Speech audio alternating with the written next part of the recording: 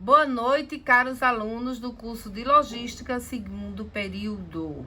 Vamos dar continuidade a nossas aulas a respeito de relações internacionais do comércio. Hoje iremos falar sobre a formação do GATT e logo após a formação da Organização Mundial do Comércio. Quais os seus fundamentos e os seus objetivos? E onde a mesma está situada. Vamos lá. Primeiramente, iremos adentrar no assunto que é grupos de negociação. Grupos de negociação a nível internacional são os grandes grupos formados tanto por países desenvolvidos como os países em desenvolvimento. Então, um dos principais grupos é o G20, que é a coalizão de países em desenvolvimento, formada em agosto de 2003, nas negociações preparatórias à reunião do Ministério de Cancún, da OMC, Organização Mundial do Comércio. Esta coalizão elaborou uma proposta liberalizante para subsídios domésticos e a exportação, bem como para o acesso aos mercados dos países desenvolvidos, em contraposição à proposta agrícola protecionista apresentada em conjunto pela União Europeia e pelos Estados Unidos. Fazem parte do G20 12 membros do grupo de Cainães, que é a África do Sul, Argentina, Bolívia, Brasil, Chile, Filipinas, Guatemala, Indonésia, Paraguai e Tailândia, e outros 10 países em desenvolvimento, que China já parte para ser um país desenvolvido, Cuba, Egito, Equador, Índia, México, Nigéria, Paquistão, Peru e Venezuela. O G7 é o grupo das 7 maiores democracias industrializadas do mundo: Estados Unidos, Japão, Alemanha, Reino Unido, França, Itália e Canadá. Suas reuniões anuais abordam as principais questões econômicas e políticas que afetam os países membros e o mundo como um todo. A primeira reunião ocorreu em 1975 e envolveu apenas 6 países: os Estados Unidos, o Japão, a Alemanha, Reino Unido, a França e a Itália. O Canadá aderiu ao grupo em 1976 e a Comunidade Europeia em 1977. Com a entrada da Rússia, em 1998, formou-se um novo grupo chamado o G8. Portanto, o G8 é o grupo formado em 1998 com a adesão da Rússia ao G7.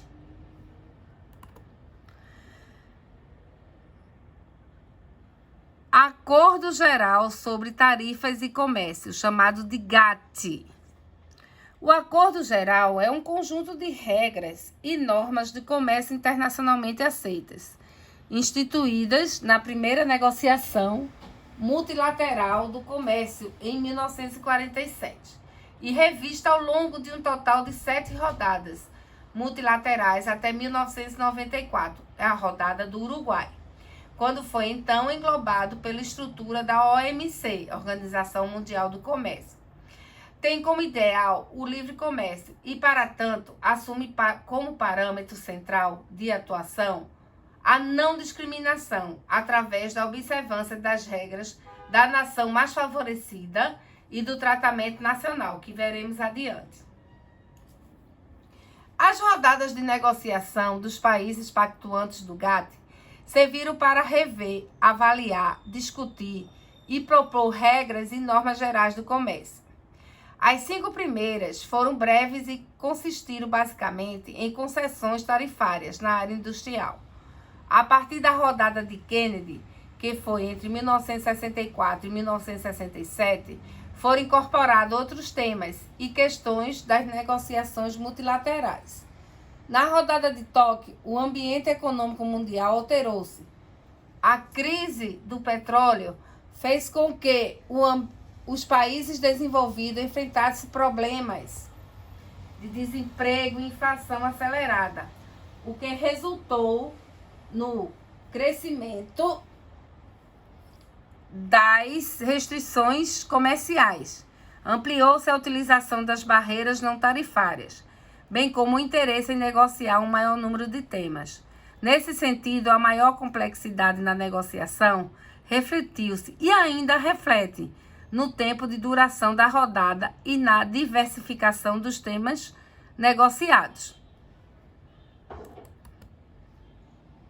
Já a rodada do Uruguai trouxe novidades no campo das negociações multilaterais.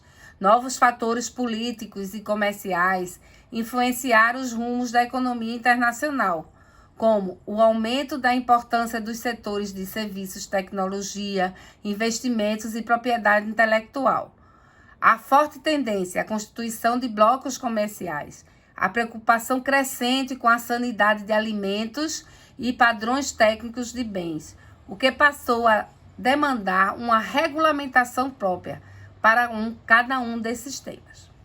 Ressalta-se que em 1º de janeiro de 1995 foi oficialmente instituída a OMC, Organização Mundial do Comércio, organização internacional que abrangeu os diversos acordos derivados das negociações no âmbito do GATT. Então, gente, o GATT antecede a OMC. As 8 rodadas de negociação multilateral promovidas pelo GATT, Genebra, 1947, Annecy, 1949, Tóquio, 1950 a 1951, Genebra, 1955 a 1956, rodada de Dillon, 1960 a 1961, rodada de Kennedy, foram 3 anos, né? 64 a 67.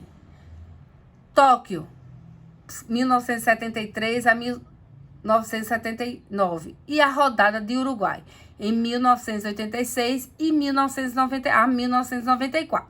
A partir daí, as rodadas foram assumidas pela Organização Mundial do Comércio, certo?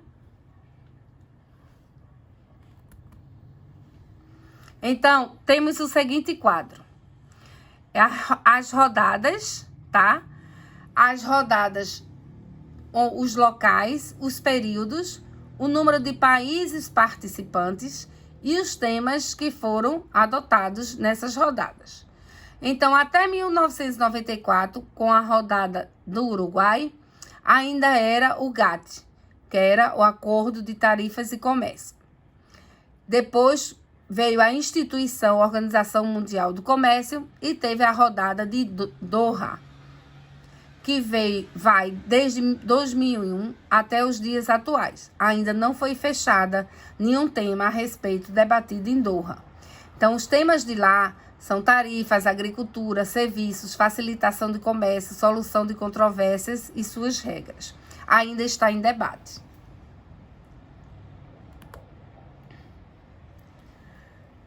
Dentro dos grupos de negociação, a gente tem aqueles de forças positivas, que foi o que nós vimos, né? O G20, o G7 e o G8, certo? Como forma de livre negociação entre países. Como forma de grupo de forças negativas, a gente tem os países que se unem para, entre aspas, fazer o mal. Então, são aqueles países que não querem que as coisas deem certo. Então, eles se reúnem, por exemplo, e formam um cartel, que é uma das formas mais conhecidas por vocês e pelo mundo, né? Quando um grupo se reúne para ir de encontro a outro e impor preços iguais para todo mundo. Onde a gente vê muito esse tipo de cartel hoje em dia é na questão do combustível, né? Na questão do petróleo. Então, existem países fazendo cartel, existem até a nível nacional, empresas fazendo cartel, se reunindo. A gente vai ver com detalhe cada um deles, como é dada essas forças negativas, esses grupos que negociam pela não paz, né, no mundo, né, no mundo comercial. Vamos lá. O primeiro deles é guerra comercial, é a retaliação comercial, em que um país A impõe restrições comerciais às importações oriundas do país B. Enquanto isso, o país B pratica o mesmo em relação às importações provenientes do país A.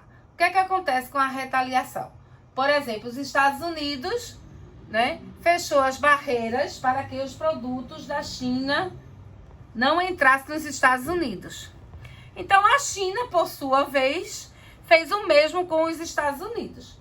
Fechou as suas barreiras para que não houvesse produtos importados dos Estados Unidos para a China.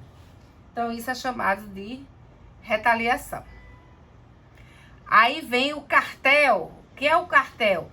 É um acordo explícito ou implícito entre concorrentes para, principalmente, fixar os preços ou cotas de produção, divisão de clientes e de mercados, e atuação ou por meio da ação coordenada entre os participantes, eliminar a concorrência e aumentar os preços dos produtos, obtendo maiores lucros em prejuízo do bem-estar de quem? De nós, consumidores. A formação dos cartéis teve início na segunda Revolução Industrial, na segunda metade do século XIX. Os cartéis normalmente ocorrem em mercados oligopolísticos, nos quais existe um pequeno número de firmas e normalmente envolve produtos homogêneos. Na prática, o cartel opera como um monopólio, isto é, como se fosse uma única empresa. Os cartéis são considerados a mais grave lesão à concorrência e prejudicam consumidores ao aumentar preços e restringir as ofertas, tornando os bens e serviços mais caros ou indisponíveis. Ao artificialmente limitar a concorrência, os membros de um cartel também prejudicam a inovação, impedindo que novos produtos e processos produtivos surjam no mercado. Cartéis resultam em perdas de bem-estar do consumidor e, em longo prazo, perda de competitividade da economia como um todo.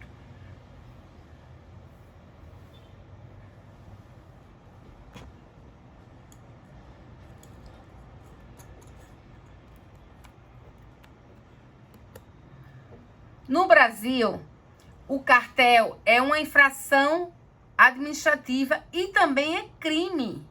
Infração administrativa leva multa de 1% a 30% do faturamento bruto da empresa.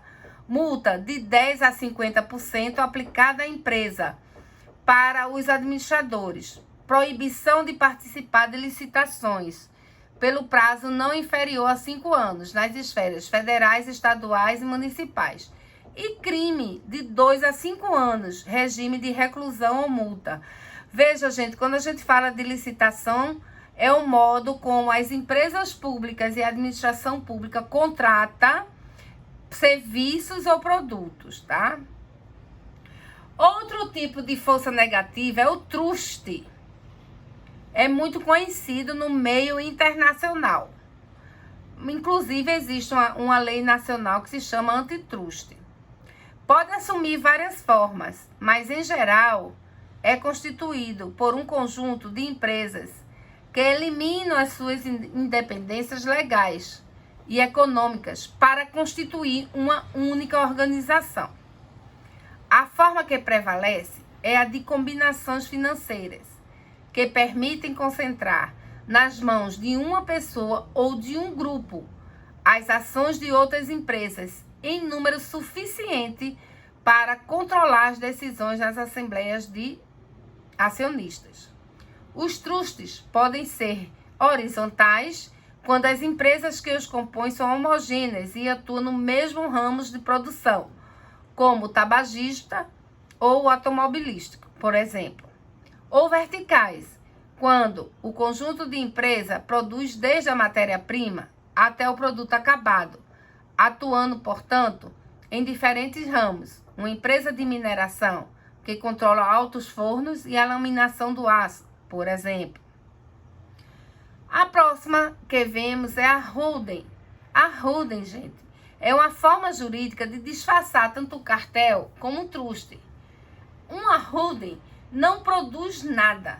Sua meta é controlar um conjunto de empresas. É definida como a empresa que mantém o controle sobre outras, por possuir a maioria de suas ações. É considerado o estágio mais avançado da concentração capitalista. As transnacionais, em geral, controlam suas subsidiárias de diferentes países, através de uma holding instalada no país de origem ou, muitas vezes, no paraíso fiscal.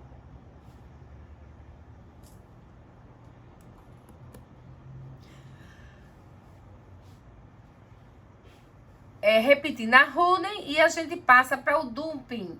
Dumping, gente, também é uma forma, uma prática internacional que acontece como força negativa no comércio internacional. Então, dumping é a prática comercial que consiste em uma ou mais empresas de um país venderem seus produtos, mercadorias ou serviços por preços extraordinariamente abaixo de seu valor justo para outros países. Preço que geralmente se considera menor do que se cobra pelo produto dentro do país exportador. Por um tempo, visando prejudicar e eliminar os fabricantes de produtos similares concorrentes no local, passando então a dominar o mercado e impondo preços altos. É um termo usado em comércio internacional e é reprimido pelos governantes nacionais, quando comprovado. Essa técnica é utilizada como forma de ganhar cotas de mercado. Como exemplo, pode-se constatar a prática de dumping se a empresa A, localizada no país X, vende um produto nesse país por $100 e o exporta para a empresa Y por 80, sempre levando em consideração a existência de condições comparáveis de comercialização, volume, estado de comercialização, prazo de pagamento. As medidas anti-dumping têm como objetivo neutralizar os efeitos danosos à indústria nacional, causados pelas importações objeto de dumping, por meio da aplicação de alíquotas específicas, fixadas em dólares nos Estados Unidos e convertidas em moeda nacional, ad valorem, ou de uma combinação de ambas.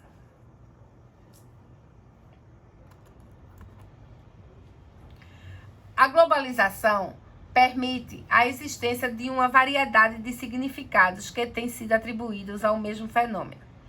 Essa variedade é explicável em parte, porque esse é um processo cujo impacto se faz sentir em diversas áreas, e apesar dos benefícios por eles trazidos, inegável são os conflitos oriundos da sua intensificação, notadamente nas relações comerciais exteriores, as quais passaram a compreender novos mecanismos e instrumentos. Especificadamente, no campo do comércio exterior, a globalização produziu efeitos positivos e negativos, como são exemplos as práticas comerciais desleais, que comprometem a produtividade e o bom desempenho do conjunto das empresas, levando muitas delas à falência. No Brasil, a regulamentação dos procedimentos administrativos relativos à investigação e à aplicação de medidas anti-dumping está contida no Decreto 8.058, de 26 de setembro de 2013, publicado no DO, que é no Diário Oficial da União, em 29 de julho de 2013. Veja que é um assunto relativamente novo, disciplinado, normatizado pelo Brasil em 2013. Subsídio é a concessão de um benefício em função das seguintes hipóteses. Haja no país exportador qualquer forma de sustentação de renda ou de preços que, direta ou indiretamente, contribua para aumentar exportações ou reduzir importações de qualquer produto. Haja contribuição financeira de um governo ou órgão público no interior do território do país exportador. As formas mais usuais de medidas de subsídio às exportações são tarifas de transporte interno e fretes para exportação em condições mais favoráveis do que as aplicadas ao transporte doméstico, concessão de financiamentos governamentais a empresas em função do seu desempenho nas exportações, fornecimento pelo governo de produtos ou serviços importados para uso na produção de mercadoria exportada, isenção ou redução de impostos ou encargos sociais em função das exportações, concessão de prêmios às exportações. Bom, depois de a gente ver a questão dos grupos de negociação, as forças negativas como grupo também formado de negociação, vamos para as cláusulas protecionistas. O que são as cláusulas protecionistas? Quando um país, a nível nacional, adota medidas para a economia nacional não sofrer com as importações advindas de fora. Então, uma das cláusulas protecionistas mais utilizada é a nação mais favorecida, que é qualquer vantagem ou favor, privilégio ou imunidade concedida por uma parte contraente a um produto originário de outro país ou a ele destinado, será imediatamente e incondicionalmente extensiva a outros produtos similares, originários dos territórios de qualquer outra parte, contraente a elas destinado. Isso significa o artigo 1º lá do GATT que a gente falou, tá? O princípio de salvaguarda. As medidas de salvaguarda têm como objetivo aumentar temporariamente a proteção à indústria nacional que esteja sofrendo prejuízo grave ou ameaça de prejuízo grave, decorrente do aumento em quantidade das importações, em termos absolutos ou em relação à produção nacional, com o intuito de que, durante o período de vigência de tais medidas, a indústria se ajuste, aumentando a sua competitividade. Medidas antidumping têm por objetivo evitar que os produtores nacionais sejam prejudicados por importações realizadas a preço de dumping. A aplicação de uma medida antidumping requer que seja realizada uma investigação com a participação de todas as partes interessadas, por meio da qual dados e informações são conferidos e opiniões são confrontadas. A investigação deve comprovar a existência dessa prática de dano à produção nacional e de nexo causal entre ambos. Medidas compensatórias. O nome mesmo já diz, para compensar algo. Tem como objetivo compensar o subsídio concedido, direta ou indiretamente, no país exportador, para fabricação, produção, exportação ou transporte de qualquer produto, cuja exportação para o Brasil cause dano à indústria doméstica.